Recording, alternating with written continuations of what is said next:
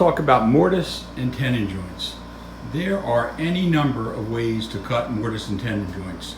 Of course, you can cut them by hand. It takes a lot of time, but a lot of people find it to be very fulfilling, enjoy doing it, and it's a good way to do it. I've got about 35 mortises and tenons to fit here, so I think I'm going to take the machine approach to doing this. And there's a bunch of ways you can do that. You can do machine cut mortise and tenon joinery. You can cut the mortises with a router table, either horizontal or vertical. You can use a horizontal boring machine. You can use any number of jigs. You can actually use a drill press to evacuate the mortise and then just trim it up with a chisel. So a lot of ways to do it, but today I'm going to be using the hollow chisel mortiser. This is a benchtop model.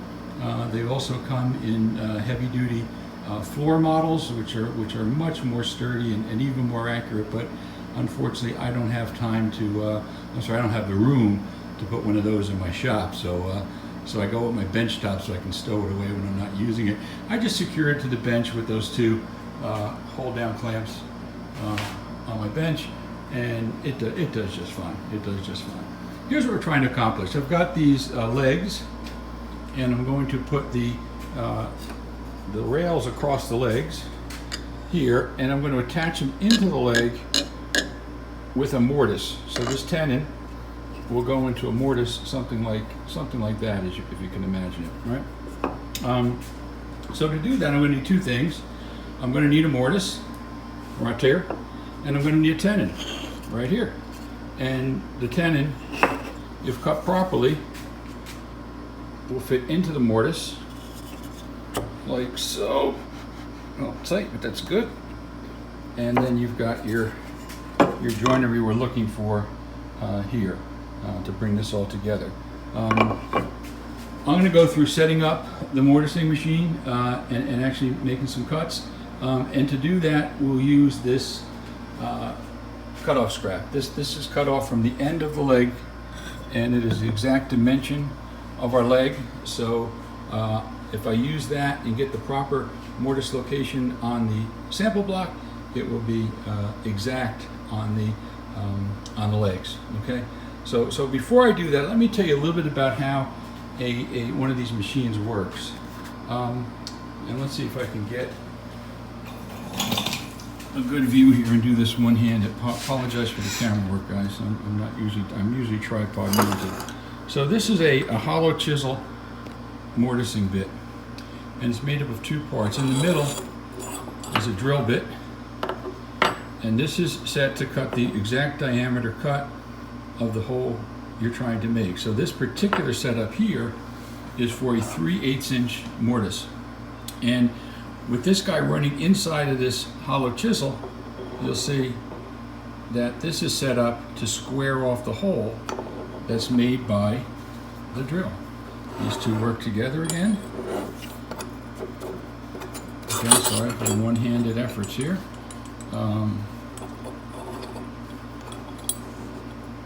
So this drill bit is spinning just like a drill press and evacuating the space, and then these 4 points on the chisel and the flat edges are just squaring off the round hole, and that's accomplished just by the downward pressure that you're applying on the machine as it bores through, and you wind up with a square hole.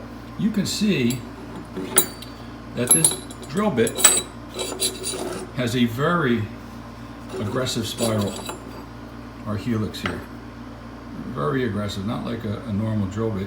It's made to evacuate the chips really quickly. So it will bring the chips up through that helix and evacuate them out of this opening in the chisel. One side of the chisel is open, got to keep that in mind, so that the chips can evacuate out and get all over the place. All right, so let me get this thing up on a tripod, and I'll come back and we'll talk about setting up the hollow chisel mortising machine. Okay, let's go over some of the important aspects of setting up the hollow chisel mortiser. If I go back to my sample block here, I'm going to get it apart. you'll get an idea of how this works. Making a series of square holes in the mortise. And what we want to do is get this gap here to be 1/4 of an inch, the same gap that we have on this shoulder right here. So what you want to do is run your bit down a little bit, get a good rule, get some light on that, and establish that that chisel is 1/4 inch from the fence. And that's a good starting point. You're going to probably have to reference that at some point and adjust it a little bit, but that's your starting point, 1/4 inch from the fence. The other important thing to do is make sure that this mortise and chisel is exactly perpendicular to the fence in this way, which will make these surfaces parallel to the fence. If your chisel is askew, you can imagine that instead of cutting square holes, you start cutting diamond-like holes, and that wouldn't be very good. So you want to adjust that. Let's see if I can do it this way, so that that chisel is exactly 90 degrees to the fence. And now you're set. The other thing you're going to do is adjust the depth of cut. I'm using a 1-inch tenon, so I want to have about a 1 1/8 inch mortise depth. This way I don't have to worry about any little bits that are left in the bottom of the hole. I may even shorten those tenons a little bit to 7/8. I don't know, I've got to see how my clearances go with opposing mortises, but I'll get to that in a little bit. All right, so another important thing is when you're cutting these mortises, now it won't do it now because there's no tension on the chisel because it's in an empty hole, but when you pull this up, well, you can see it happening. It tends to lift the piece, and when it's tight in there, you really have to use considerable force to eject the chisel. Not unreasonable, but quite a bit. So what you want to do is use this hold down feature, and there's a little hex key right there, and you want to get that to match the top of the fence in this case, so that as you come up, it will retreat the piece. And let's see if I can tighten this without blocking your view.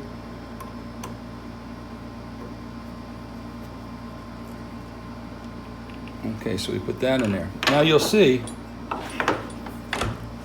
that even in this case, I'm lifting the piece considerably before it engages those hold downs to stop it. So what I like to do is just find a piece of wood that you can lay in there, and now I've got a much closer tolerance for pulling this out. You don't want to have it too tight because you do have to be able to freely slide this board as you cut your mortise, okay? So we are fairly well set up to go. There is a very simple bar on the right side. I can't show it to you now because I'm tripoded and I don't dare move it, but it's simply a rod. You can probably see the bottom of it here, and if we watch it travel, it will eventually bottom out on the steel platform, and that's how you control your depth. There's a hex key on the other side where you can control the length of that rod and stop your cut. Okay, so that said, let's start making a mortise. I'm going to set this mortise up so that's a little wider than the tenon I'm looking for. I'll just put a couple of reference marks here.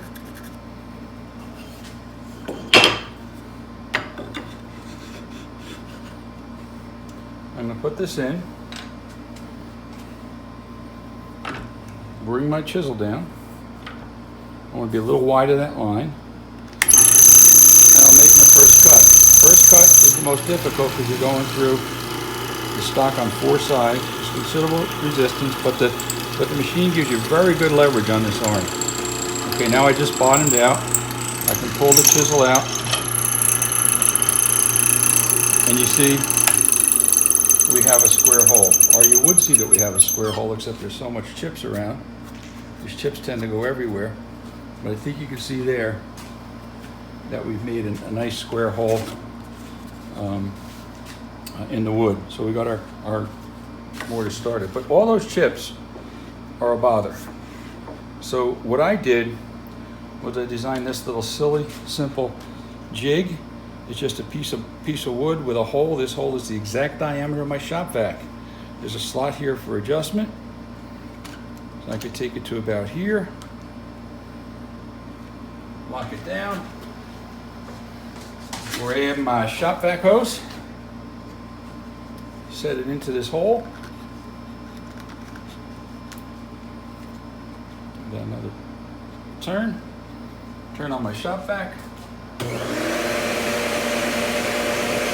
And you'll see it's going to be much easier. I like to do the left side next. Then I'm going to overrun that line a little.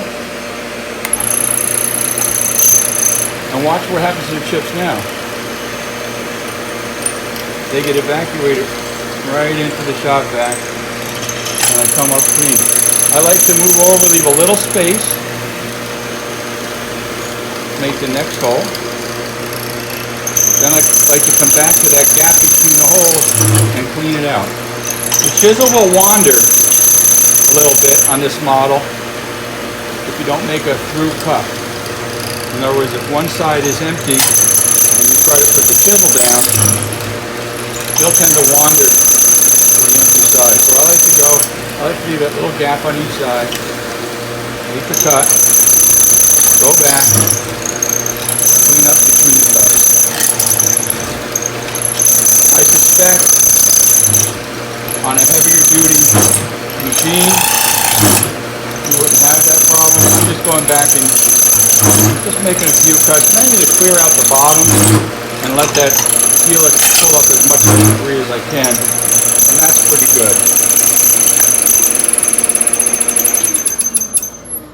And that's pretty good. So there's my mortise. We'll go in and clean out whatever's left in there.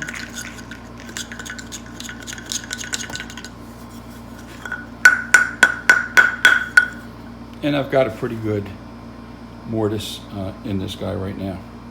All right, so let's test fit that, see how it goes, and then make any minor adjustments that we have to make.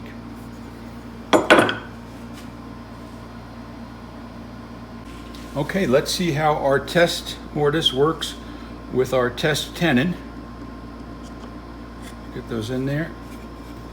And that goes in really good. That's a good, nice, tight fit. I didn't need a hammer to get it in, which is usually a good thing. So we'll call that a good fit.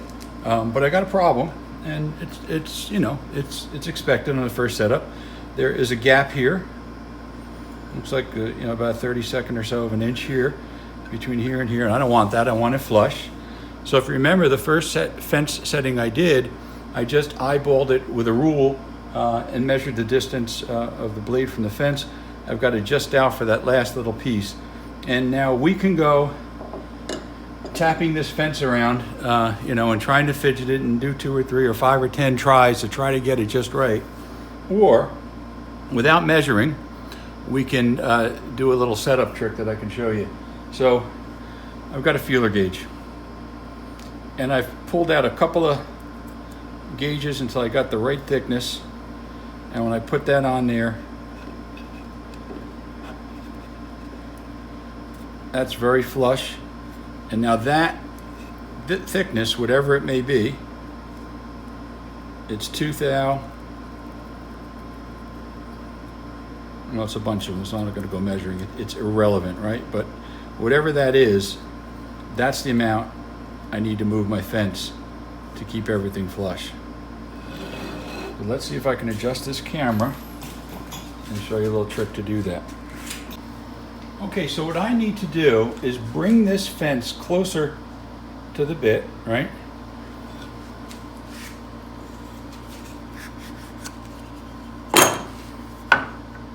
I've got too much space here, so I've got that little 30-second left over. So what I want to do is bring this piece just that 30-second further this way to make it right. So I've got to move the fence that tiny amount over. So one trick for doing that is to use a machinist setup block. And these are just accurately milled blocks of metal of a standard dimension. This particular one is 2 inches by 3 inches by 1 inch. So you got some very good standard measurements there. They're perfectly square and really good for doing machine setup. I could have used that as well to check that my mortise and chisel was square to the fence. Okay, so I'm going to take this setup block and get it lightly set up here, pull it back a little bit, and set this feeler gauge between the block and the fence. Now I'm going to push the block up against the feeler gauge and tighten the clamp. Now when I remove the feeler gauge, I hope I didn't mess that up. Perfect. Now I've got that exact gap that I can move the fence, and when the fence touches that setup block, I know my adjustment is just right. So I'm going to go around here. You can't see it, but there's a lever back here to loosen the fence. And now the fence will slide. And I know if I get this fence to kiss that setup block like that and tighten it back down,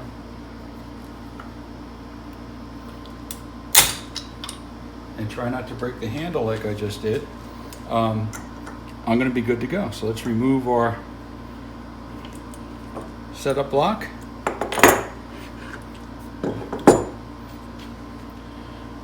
Set up our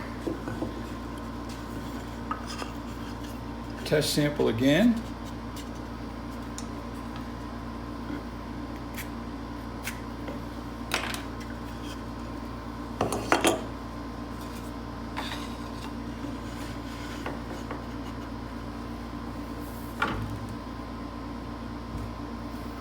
And we'll see how our adjustment worked out.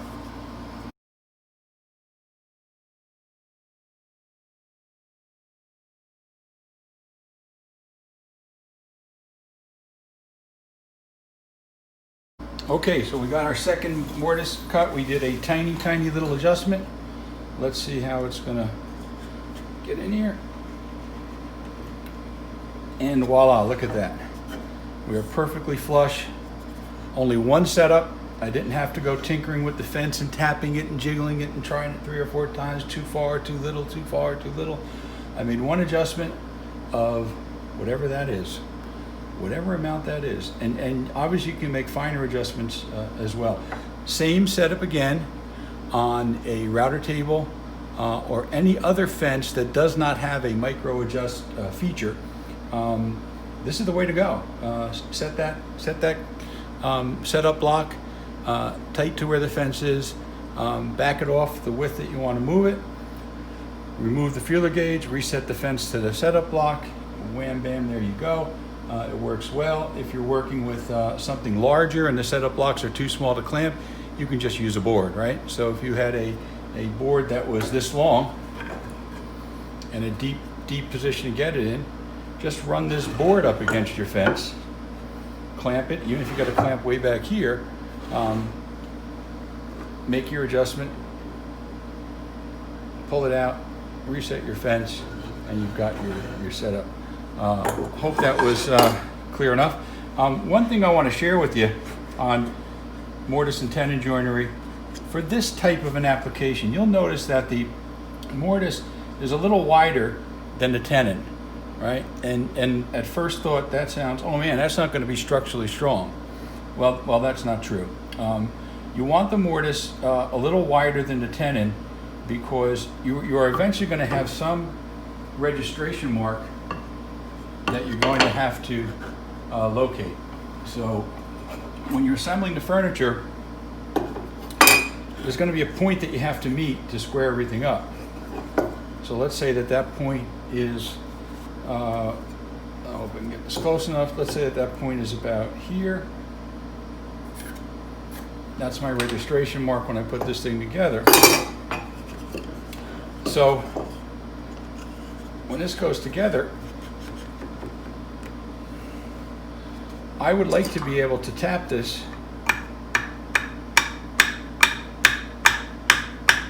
until I make my registration mark, all right? And that means I'm good and I'm square. You don't want the mortise to be the defining reference point because you just can't get precision enough. Here's the other point. What gives this mortise and tenon joint so much strength is the long grain glue surface here and and inside the mortise here and here. That long grain to long grain glue joint combined with the squaring and supporting nature of the four shoulders around the edge gives it plenty of strength. So any glue that you have on the ends here and here, even if you were to make the joint perfectly tight and nail it, it really doesn't give you any strength, because even though you've got long grain here, you've got end grain here. So, and you probably know that when you glue long grain to end grain or end grain to end grain, you don't get a very reliable glue joint. So leave yourself a little play on that mortise for registration, and trust the long grain to long grain glue joint. I've been doing this for over 30 years, and the number of mortise and tenon joints that I've had fail on me is totaled up so far to 0. All right, it just doesn't happen when you've got that much in this type of furniture.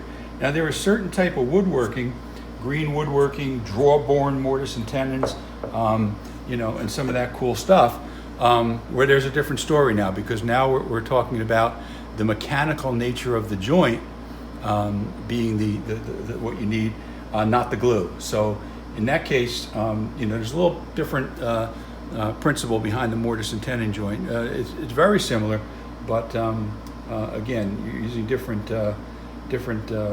things than glue to support your joint. So hope that helps. Thanks for watching, and I'll try to keep bringing some of these tips your way.